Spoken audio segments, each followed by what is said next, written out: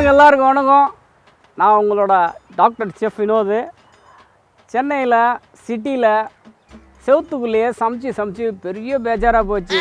அதனால் ஒரே விஷயம் முடிவு பண்ணி நம்ம தோஸ்துங்க நண்பர்கள் எல்லாரையும் கூட்டுன்னு நம்ம சென்னை பக்கத்தில் இருக்கிற செவுக்கங்காட்டுக்குள்ளே வந்துட்டேன். நினைக்கிறேன் செவுக்கங்காட்டுக்குள்ளே உங்களுக்கு ஒரு சுவையான ஒரு உணவு பண்ண போகிறேன். ரொம்ப நெருக்கடியாக இருக்கிற நீங்கள் எல்லாருமே பார்த்திங்கன்னா மன உளைச்சல் இருப்பீங்க. வேலைன்னு இந்த மாதிரி ஒரு செவுக்கங்காட்டு குழம்பை வீட்டில் வச்சு சாப்பிட்டிங்கன்னா நிம்மதியாக படுத்து தூங்கலாம் ஊட்டாண்ட.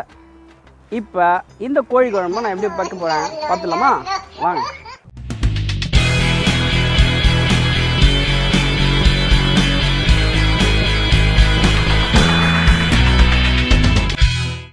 செவுக்கங்காட்டு கோழி குழம்பு பண்ணுறதுக்கு என்னென்ன சமாச்சாரம் தேவை அது முக்கியமாக நம்ம பார்க்க போகிறோம்.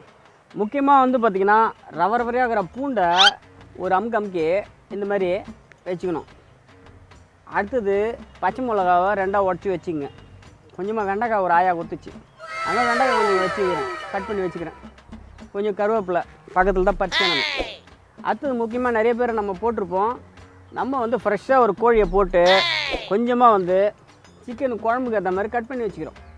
அடுத்தது பார்த்திங்கன்னா தாளிக்கிறதுக்கு எண்ணெய், தம் துண்டா தக்காளி கட் பண்ணி வச்சுக்கணும். தம் துண்டா வெங்காயம் கட் பண்ணி வச்சுக்கணும்.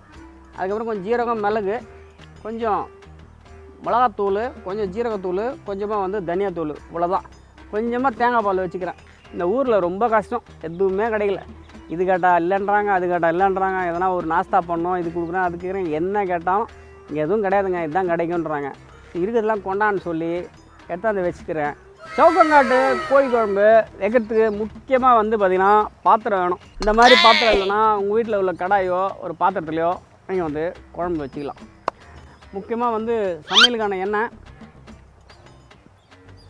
கொஞ்சமாக ஊற்றிக்கோங்க. கோழி குழம்புக்கு முக்கியம் பார்த்திங்கன்னா இதில் பேனில் எண்ணெய் போட்டுக்கோங்க. உங்கள் வீட்டில் எண்ணெய் இருக்குது, நல்லெண்ணெய் இருக்குதா நல்லெண்ணெய் போட்டுங்க, தேங்காய் எண்ணெய் தான் தேங்காய் எண்ணெய் போட்டுங்க, சமையல் எண்ணெய் தான் சமையல் எண்ணெய் போட்டுங்க. என்ன எண்ணெய் போட்டாலும் சரி கோழி குழம்பு வெளியே வந்துடும். அடுத்தது பார்த்திங்கன்னா தம்மா துண்டாக இருக்கிற ஜீரகத்தை கொஞ்சமாக நம்ம போட்டுக்கிறோம். அடுத்தது படக்குன்னு காரசாரமாக இருக்கணும். அதுக்கு கொஞ்சோண்டு மிளகு, நம்ம தம்மா தூண்டு மிளகா போட்டுக்கிறோம். இது பார்த்திங்கன்னா நல்லா பொரியுது. கொஞ்சமாக கருவேப்பிலை போட்டுங்க. தம்மா தூண்டாக கட் பண்ணி வச்சுக்கிற வெங்காயம்,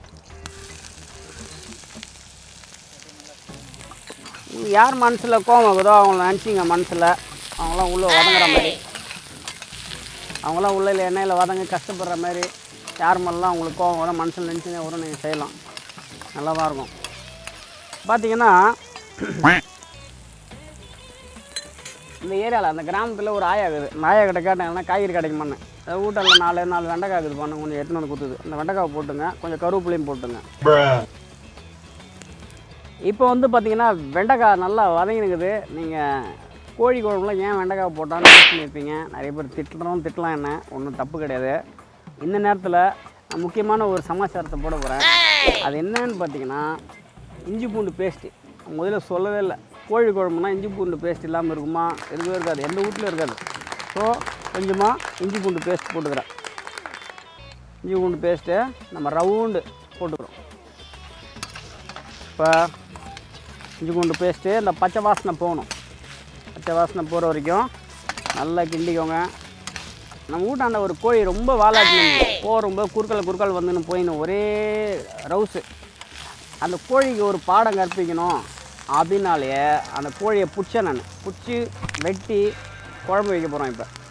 ஸோ இப்போ இந்த கோழியை மஞ்சத்தூள் உப்புலாம் கூட போட்டு மேரினேட் பண்ணலாம். இல்லை மஞ்சத்தூள் உப்புலாம் போட்டு கொஞ்சோண்டு வதக்கிட்டுக்கிறோம், அப்புறமா பண்ணலாம். நான் எதுவும் போடல, அப்படியே கோழியை பிடிச்சேன், அப்படியே ஒரு வெட்டினேன், அப்படியே எடுத்துன்னு வந்துட்டேன். இந்த கோழி என்னெல்லாம் கத்தி என்னை ரொம்ப டிஸ்டர்ப் பண்ணிச்சு நான் வேலையாக இருக்கும்போது. சரி நானும் பார்த்துனே இருந்தேன், எனக்கு ஒரு நேரம் வருண்டான்னு. ஸோ இன்றைக்கி பாரு என்ன பெரட்டுறேன். இதை நினச்சி பார்த்துருக்குமா என்ன? இப்போ பார்த்திங்கன்னா இந்த நேரத்தில் ரவுண்டு தம் தூண்டு தண்ணி. அடுத்து முக்கியமாக பார்த்திங்கன்னா ரவுண்டு மிளகாத்தூள் லைட்டாக தூவி விடுங்க. அடுத்தது பார்த்திங்கன்னா கொஞ்சம் கரம் மசாலா தூளை தூவி விட்றேன். கொஞ்சோண்டு ஜீரகத்தூள். இதில் இருந்தால் கட்சி இந்த ஏரியாவில் வேறு எதுவுமே கிடைக்கல. நான் நிறைய 4-5 டெக்னிக்லாம் கற்றுக் கொடுக்கலான்னு உங்களுக்கு நிறைய டெக்னிக் கற்றுக் கொடுக்கலான்னு பார்த்தேன். அதனால நம்ம யோசிச்சுட்டு வந்துட்டேன் நான். கட்சியில் பார்த்தா இங்கே எதுவுமே கிடைக்கல. இந்த நேரத்தில் கொஞ்சம் பூண்டை கொஞ்சம் பச்சைன்னு அமுக்கி வச்சுக்கிறேன். கொஞ்சம் பச்சை மிளகா கீரி வச்சுக்கிறேன். இது ரெண்டுத்தையும் போட்டுக்கிறோம். முக்கியமாக நிறைய காரம் போட்டோம்னு நினைக்க வேணாம். சிவகங்காட்டு குழம்புனால தேங்காய் பால் விடுவாங்க. தேங்காய் பால் போட்டால் கொஞ்சம் காரம்லாம் கம்மியாயிரும். அதனால தான் கொஞ்சம் காரம் இதில் தூக்கலாக போட்டுக்கிறோம். இப்போ தேங்காய் பால் போட்டோன்னா காரம் புஷ்ஷுன்னு கம்மியாயிரும். இப்போ அடுத்தது பார்த்திங்கன்னா நம்ம ஊட்டாண்டையிலேருந்து தக்காளி வாங்கிட்டு வந்தோம். தக்காளி அது ரவையாக கட் பண்ணிக்கிறோம். கொஞ்சமாக ஒரு கப்பு தக்காளி போட்டுங்க இந்த ஸ்டேஜில். இந்த தக்காளி என்ன பண்ணோன்னா நல்லா வதங்கணும். இது பார்த்திங்கன்னா அந்த வெண்டைக்காவோட கோழி குழம்புன்னு எவ்வளோ திட்டிங்களோ என்ன எல்லாம் கற்றுக்கோங்க. வீட்டில் கோழி வாங்கும்போது ஞாயிற்றுக்கிழமை வெண்டைக்காய் வாங்கிட்டு போய்டுங்க மறக்காமல். இல்லைனா நம்ம ஏரியாண்ட வாங்க, சைதாப்பட்டினாண்ட வாங்க, செஃப் வினோதுன்னு சொல்லுவோம். சொல்லி கொஞ்சம் கம்மி ரேட்டில் கோழியும் வெண்டைக்காய் வாங்கிட்டு போய் குழம்பு வைங்கோ. இப்போ பார்த்திங்கன்னா தக்காளிலாம் வந்து சின்னதாலாம் கட் பண்ணல, கொஞ்சம் மீடியமாக தான் சைஸாக தான் கட் பண்ணிக்கிறேன். அதனால் ரொம்ப தக்காளிலாம் வேகணும்லாம் இல்லை, ஓரளவு இருந்தால் போதும். நம்ம வீட்டில் வைக்கிற குழம்பு மாதிரியே சிவகங்காட்டில் எவ்வளோ ஒரு பசுமையான இடத்துல நம்ம வந்து ஒரு குழம்பு வைக்கிறோம். ஸோ இப்போ பார்த்திங்கன்னா சிக்கன் வந்து ஒரு வெள்ளையர்னு சாஃப்டாக இருக்கிற ஒரு கறி. அதனால் வந்து லைட்டாக போட்டு 2 அப்படி ஒரு அமுக்குனாலே வெந்துடும். ஸோ அதனால் இந்நேரம் பார்த்திங்கன்னா வெந்துட்டுருக்கோம். ஆக்சுவலி இந்நேரத்தில் என்ன பண்ணுறோம், நம்ம தேவையான அளவு உப்பு ஆட் பண்ணுறோம். இப்போ ஒரு 1/4 கிலோ 1/2 கிலோ உப்பு ஆட் பண்ணாத. அப்புறமா என்ன கேட்கக்கூடாது ஃபோன் பண்ணி, செஃப்பு வரல அப்படின்னு. சும்மா கொஞ்சோண்டு ரவுண்டு. ஓகே, இப்போ பாரு, அவ்வளோதான். கொஞ்சம் தண்ணி ஆட் பண்ணிக்கோ. ரைட். இப்போ பார்த்தீங்கன்னா சிவகங்காட்டில் காரசாரமாக மிரட்டுற மாதிரி ஒரு குழம்பு. அப்படியே நாக்கெல்லாம் டொக்கு போட்டுக்கும் சாப்பிட்டேன்னா. இப்போ பாரு, அடுத்தது நல்லா கொதிக்குதா குழம்பு, நல்லா பார்த்துக்கோ. நல்லா தெரியுதுங்களா? இந்நேரத்தில் என்ன பண்ணணும், நம்ம தேங்காய் பால் போட போகிறோம்.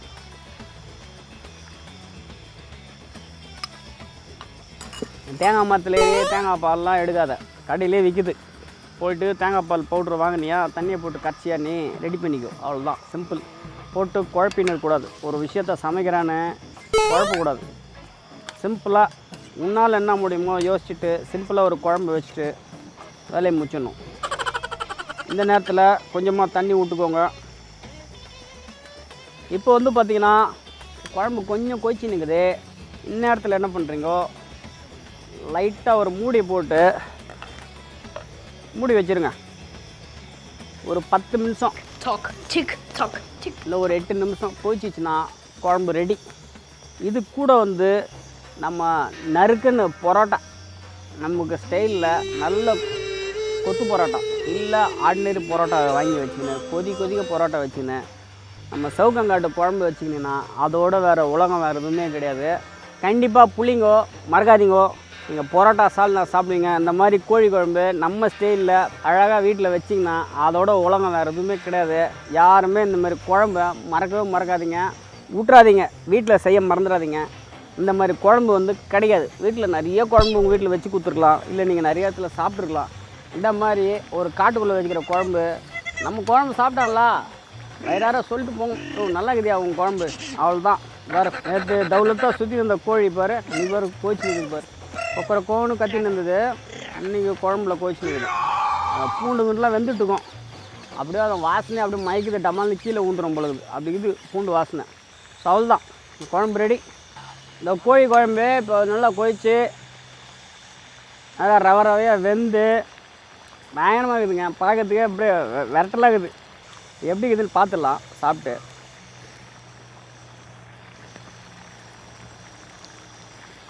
கோழியை கொண்டா பாவம் தின்னா போச்சுன்னு சொல்லுவாங்க எங்கள் ஆயா, சரியாக தான் இருக்குது. ஸோ இப்போ இந்த கோழி குழம்பு ரெடி ஆகிடுச்சு. உங்களை ஆஃப் பண்ணிடலாம். இதுக்கு மேலே கொச்சினே இருந்ததுன்னா இது தொக்காயிரும். ஸோ கோழி குழம்பு கொஞ்சம் குழம்பாக இருக்கணும். ஸோ பார்த்திங்கன்னா நான் அந்த பாத்திரத்தில் எடுத்துடுறேன்.